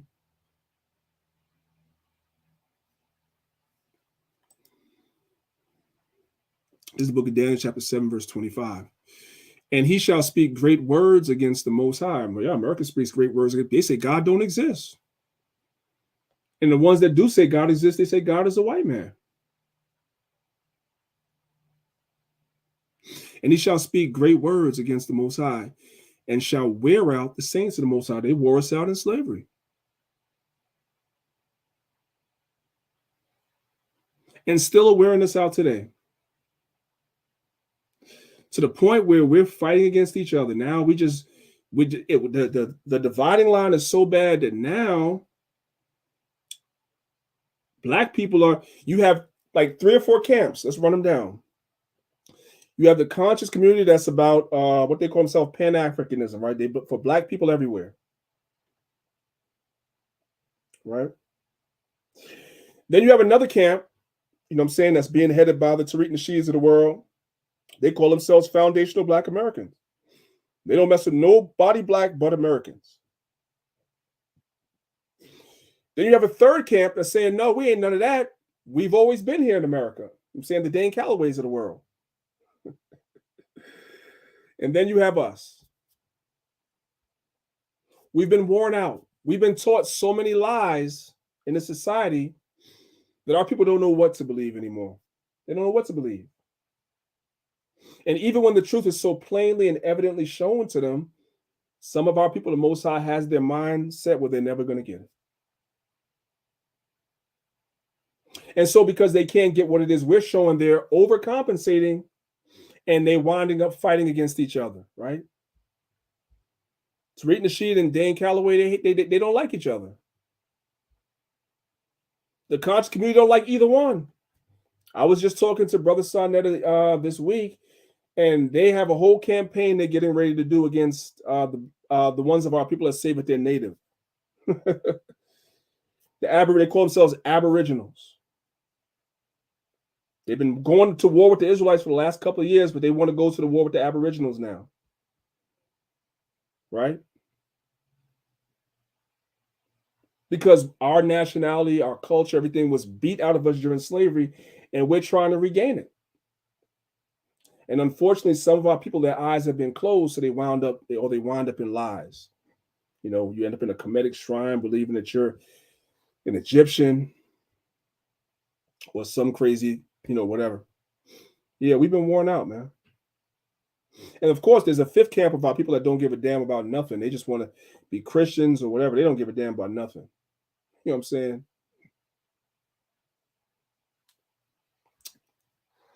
And he shall speak great words against the Most High, and shall wear out the saints of the Most High, and think to change time. So we know that they've made all types of adjustments to the calendar, right? We went from the Julian calendar to the Gregorian calendar. You have you had daylight savings time and so forth and so on, which I believe that they've done away with. Congress passed an act. And I think that this one that we just did the clocks going forward is the last one. I don't believe the clocks are going to go back anymore this upcoming fall, if I'm not mistaken. You guys can look into that, but I believe Congress passed a law about that. But it just throws all the time off, right? You have months that have 28 days like February. You know what I'm saying? It's just the calendar's just all over the place. You have leap years, just all over the place. which is why it was always detrimental for anyone to teach a date on the calendar of Christ coming back, because the calendar's been messed up for at least 2,000 years now, at least, right? Going all the way back to Dionysius Exiguus. If you guys never heard of a guy by the name of Dionysius Exiguus is the person that gives us the stratification between BC and AD. He gave us that. The calendar been messed up since then. The Julian calendar was messed up. If you guys do any calendar studies, you guys will see it was all messed up, which is why they switched over to the Gregorian calendar, and then the Gregorian calendar went backwards like a couple of weeks, just all over the place.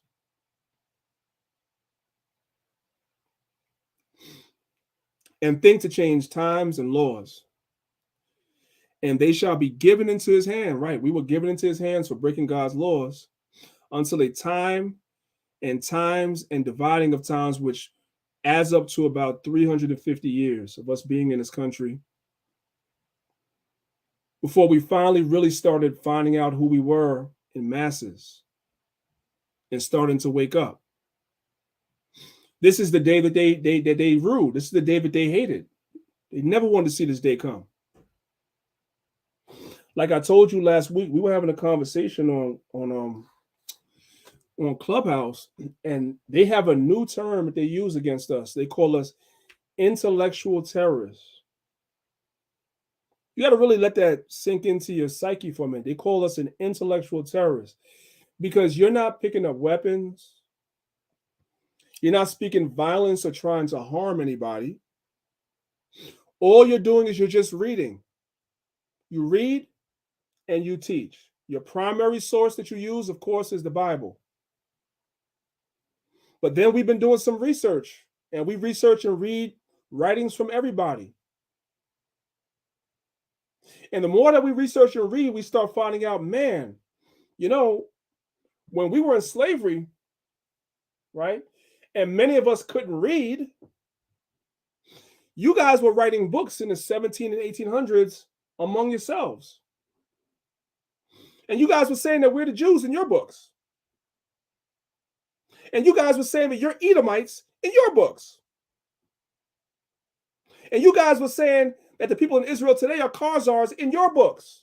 We didn't write none of these books. We didn't write near one of these books. You wrote it. You said it. You told on yourself. Then you're going to call me an intellectual terrorist because I found the book and I just read it to you. Like, hey, look what you wrote right here. Now you say I'm an intellectual terrorist. That's what's going on. But the Great Awakening is happening now. Their time is almost up, and they know it, so they're panicking. So now they have to turn your intellect into a terrorist weapon. That's what they're doing. They're saying your intellect is terrorist.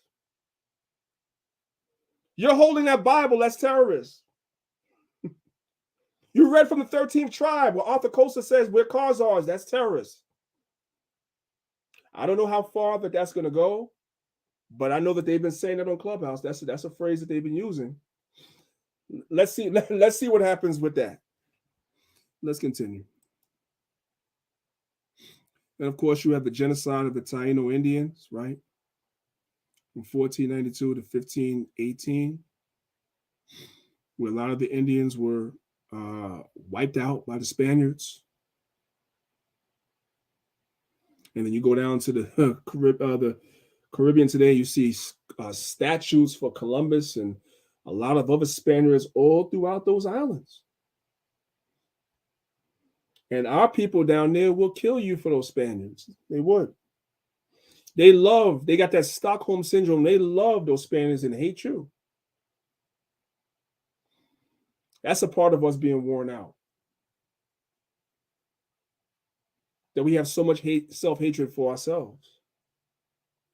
You got to remember that in the Roman times and ancient times, we knew who we were. So while the nations did come against us and destroy us, we still knew who we were. On this side of the world, the nations came against us and even wiped the memory away of who we were. So we're in a worse condition than we were in ancient times. Right? The Bible says in the book of Exodus, chapter 1, the Egyptians caused the children of Israel to serve with rigor. Right? We're going to read that at Passover. Well, this modern Egypt, the Bible says they just wore us out. They took it further than just making us serve with rigor. They wore us out completely. Almost to the point of quote unquote extinction for some of the tribes, some of the families.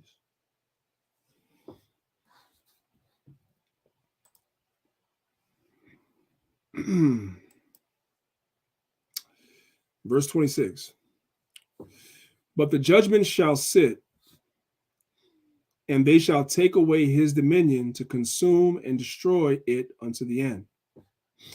And the kingdom and dominion and the greatness of the kingdom under the whole heaven, right? Because we saw that map where the fourth beast basically controlled the whole earth, right? Now, when we rise up, we're going to control the whole earth under the whole heaven. Our kingdom is going to be like how America has military bases pretty much all around the world. We're going to have the same thing. We're going to be in all these other nations' lands watching what they're doing and telling them what the hell to do.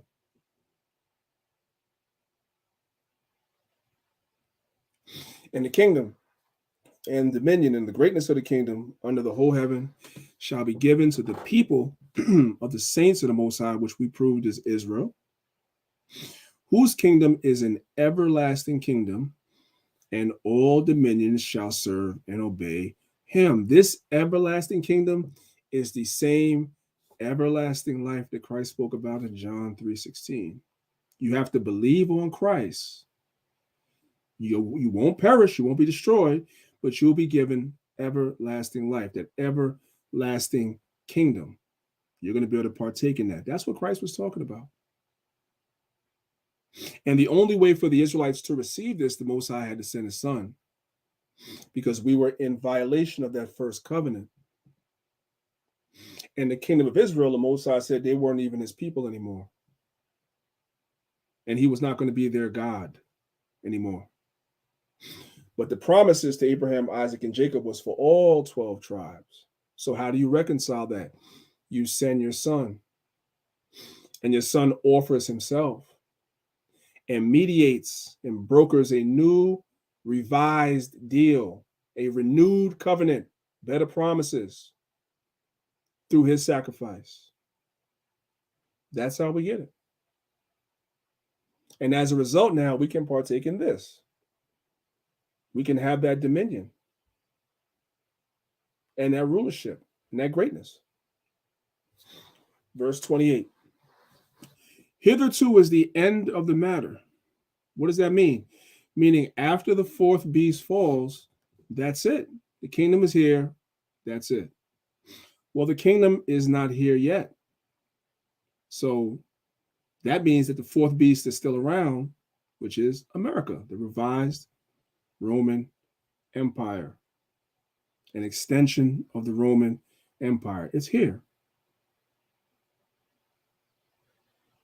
And once the fourth beast falls, the kingdom comes.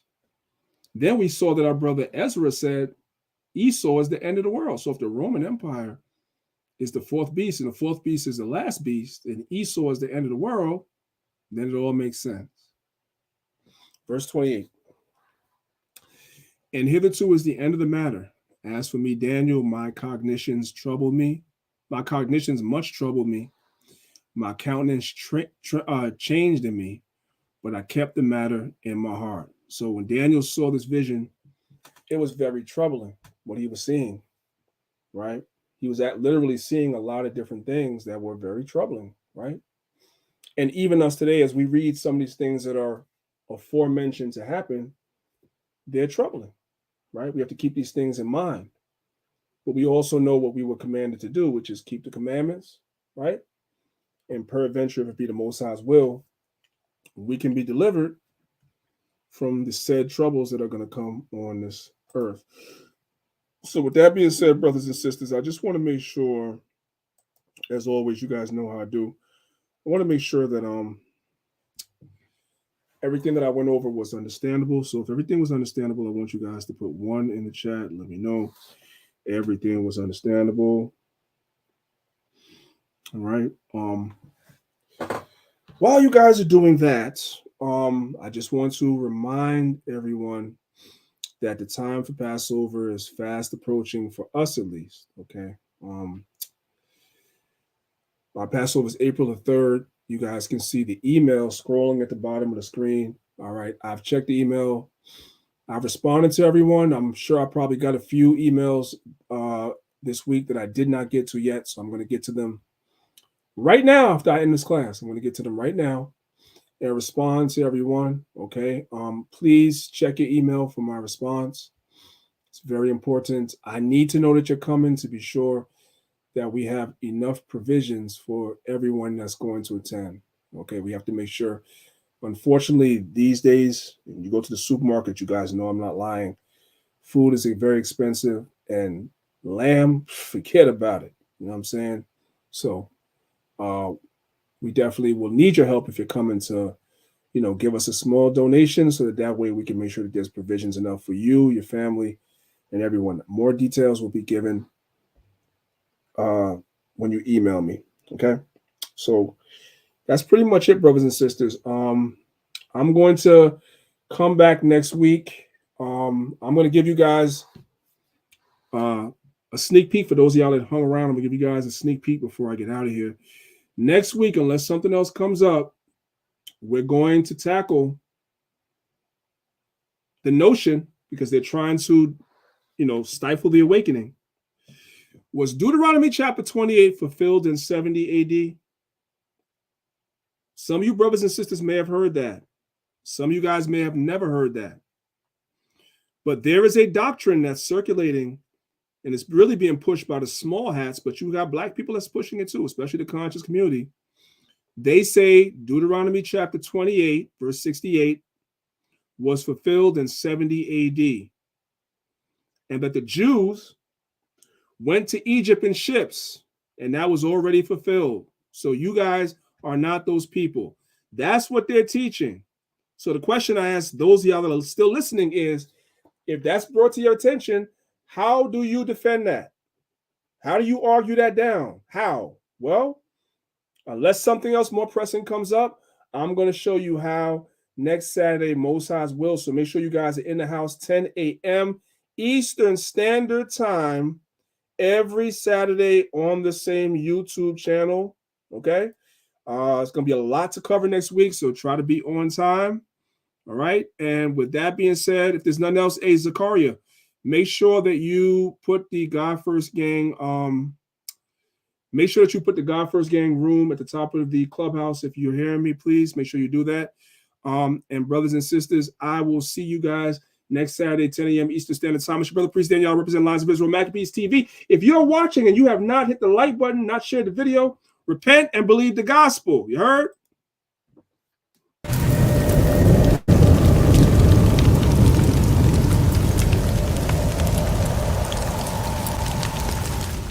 From 100. God had his hand on me since before the womb. I didn't know what that meant until I read the Bible. Amen. I didn't know what that meant until I read the Bible. He had his hand on me since before the womb. You think I started in the womb? He had his hand on me since before the womb. Like, oh, this is going to do this. He's going to make this happen. You're going to touch this person. You're going to touch these people. You're going to... Yo, I am God's child. I am God's child. I am God's child. Yeah! The gyms are closed. I gotta get this aggression out. Let's go. I describe myself as cold with a conscience. Can't roll with the nonsense. Don't mistake the cover of a book for its contents. I might show you kindness, swim with the piranhas. Things that we forget and to come back and remind us. Like we all have a past we want to put behind us. Designed to be good, but evil always seems to find us. A man can only change the things he acknowledges. Plus this beat is flame, but skills over politics won't be the same. What really has me stressing out, the gyms are closed, so I can't get this aggression out. Before we get the promises, there must be offenses. The Bill Gates of hell won't prevail against us. They don't really want, but we speak it to them. They don't really want, but we teach it to them. They don't really want, but we give it to them. We got the whole package, baby. They don't really want, but we speak it to them. They don't really want, but we teach it to them. They don't really want, but we give it to them. We got the whole package, baby. Say my prayers. Thank God for blessing me. My life's an open book. Could that be why they're testing me? Maybe everything I do is done out of necessity. Stock is on the rise. I think you should invest in me. It's not strange. I'm money like blockchain. Except the things in life that I cannot change. Chant down Babylon. Payback is coming. I ain't LeBron James. You thought I came back for nothing? The game is canceled in the blink of an eyelash. Flow is sick. Grab your N95 mask. The new normal. It gets even scarier. All black and white. There is no gray area. Plain as day. We got the whole package, baby. Competition, their rhymes are all average. And that's my 16. Nothing else to say, y'all. 5G raps, find me under the radar. They don't really want, but we speak it to them. They don't really want, but we teach it to them. They don't really want, but we give it to them. We got the whole package, baby. They don't really want, but we speak it to them. They don't really want, but we teach it to them. They don't really want, but we give it to them. We got the whole package, baby. Bounce. The gyms are closed. I gotta get this aggression out. Let's go. I'm from the city, they say never sleep. People you can never please. Words of blue checks that Twitter gives celebrities. Sometimes it's commercial, sometimes herbal remedies. Guaranteed to be 100 like centipedes. I claim my innocence, although innocence. I ain't perfect, I'm trying to cleanse my innocence. Not alone, I'm assisted by some instruments. And when I'm done, I'm on to doing bigger things. No holes barred, take no prisoners. Aim for the sky, potential is limitless. Before we get the promises, there must be offenses. The Bill Gates of hell won't prevail against us.